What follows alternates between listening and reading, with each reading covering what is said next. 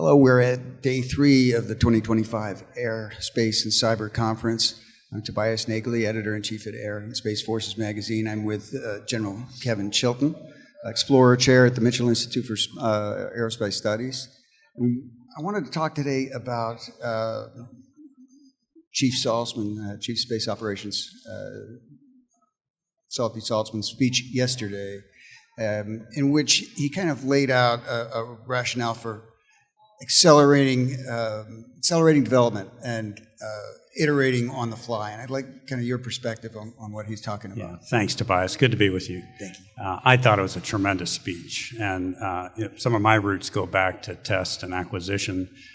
I've worked in program office for NASA, for the International Space Station, did flight testing along the way. So, and my wife was even more deep into that. That was her career, was really acquisition, logistics, and support in that area. And we were sitting next to each other listening to the chief, was just nodding our heads up and down and reflecting on the programs that we had been involved in that worked really well, where there was no adversarial relationship between the government team and the contractor team. It was badgeless the way we operated together. And the chief talked about that. And he talked about training and raising the acquisition community and the Space Force with the skills needed to build a team. It goes beyond just knowing the regulations. There's leadership involved. Successful programs are led well. They're not just, you can't run them like a checklist. And so he talked about, training, building this relationship, kind of a cradle to grave, if you will. That's a term that's been used at the NRO. I kind of sensed that without him saying those words about being in charge of the program for its life cycle, and then being in a position to iterate the program through its life cycle rapidly, which is exactly what we're going to have to do in the space domain to stay ahead of our adversaries. So I thought General Saltzman, he laid this out so clearly, and I hope a lot of people are taking notes and re-listen to his talk, because I think he's spot on for how we need to run our acquisition programs in the Space Force, and then how to sustain those capabilities once we get them on orbit, upgrade them, and do the innovative things that are going to keep us out in front. So in the software world, they talk about DevOps and connecting the developers with the operations. With the operators. And he was talking about that also. So there's the mission deltas and the acquisition community. How, and literally sort of building a direct bridge. These guys support these guys, and they go back and forth. Yeah, I think that's the key to speed. Otherwise if you look at the normal requirements process, the review of the requirements, the flow down, then the budgeting process, et cetera, that's where it takes 5 to 10 years to develop a capability. But if you have that tight-knit, if the acquisition community in the Space Force understands very clearly, because they're teaming with and working with daily with the operational side, they understand what the requirements are. They can get out ahead of the process, if you will, and find ways to deliver capability more rapidly. I think he's spot on, as I said earlier. It seems to me that there are kind of there are moments of greatness and in enterprise. There's we have to get to the moon, and we're going to do it, and we do it in 7 years.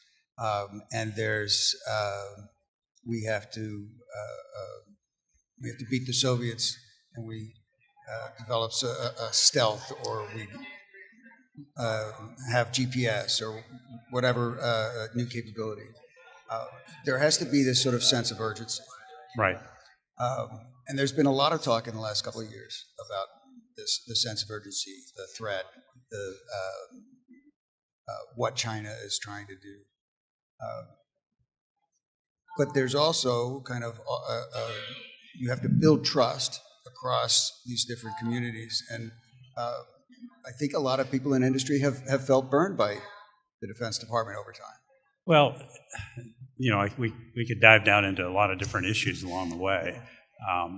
I'll start at the top. I think policy changes has, I think it was a bottom-up push for a sense of urgency, and a top-down, tamper it down. Now, I think it's clear, and General Saltzman laid it out last year about the necessity for space superiority, and we need to move fast. And I think that he's able to do that because he's enabled by our civilian leadership. That's point one. I think the other thing is, the pendulum swings on how we write contracts with our contractors. And it goes from firm fixed price to award, fee, and development fee, et cetera.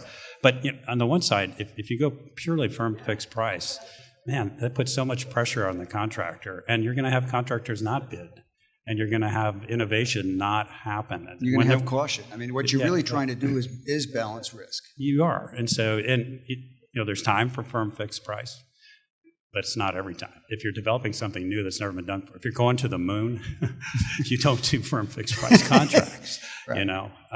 So there's that piece as well, I think. And so we need to find the happy ground in between, I think, where sometimes there's cost plus contracts and highly development. Sometimes there's firm fixed price when we know we have a mature technology and an industrial base that can support it. But I think, it's from those type of contractual relationships to top-down policy that gives us, the Space Force, not us, but the Space Force, the authority and the power to move out rapidly. And we certainly need to do that. Okay. The Space Force will be 6 in December.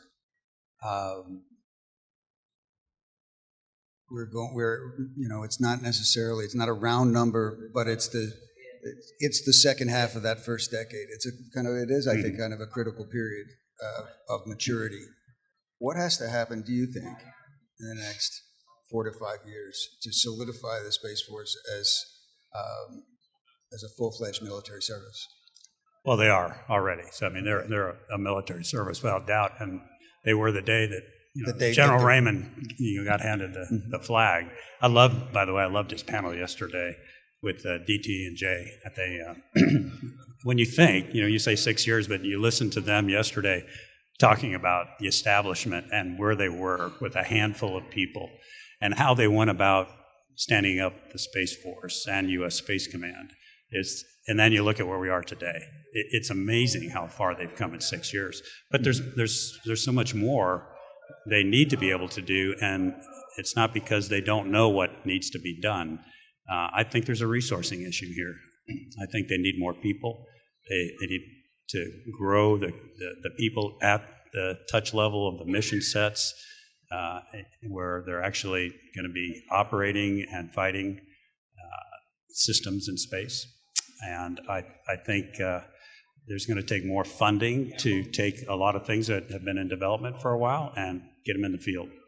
And so I think those two things, and they're both budgetary issues, but I think the Space Force needs continued support and increased budgets to grow both manpower and capability. Okay, so I'm going to jump last question. You were an astronaut. You did a lot of public-facing work as an astronaut because NASA always understood that it was a national treasure.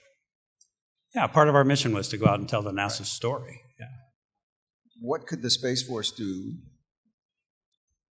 to better tell its story, and what could other people do to help the Space Force tell that story? Oh gosh, well, I don't know, but I know that this forum, the Air and Space Force Association Forum, is an absolutely spectacular forum to do that, and in all the other events that we do through Mitchell Space, certainly. And our mission there is to educate and to inform and to advocate. And I always say our target audience is the American public. It's the services, both within the Space Force and the other services, so we can help the Space Force get their message out so everybody understands each other, understands the chief's intent, understands where they're going, and how we can build a better joint force.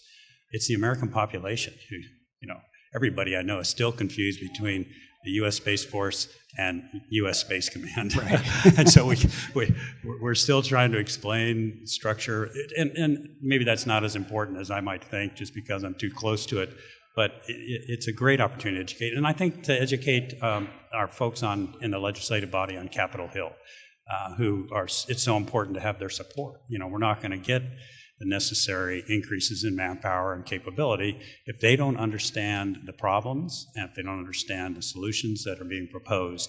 And so this forum, I think, is a great forum for both air and space to get the message out and educate. Kevin Chilton, thank you so much. You bet, Tobias. Always great talking. Good to be with you.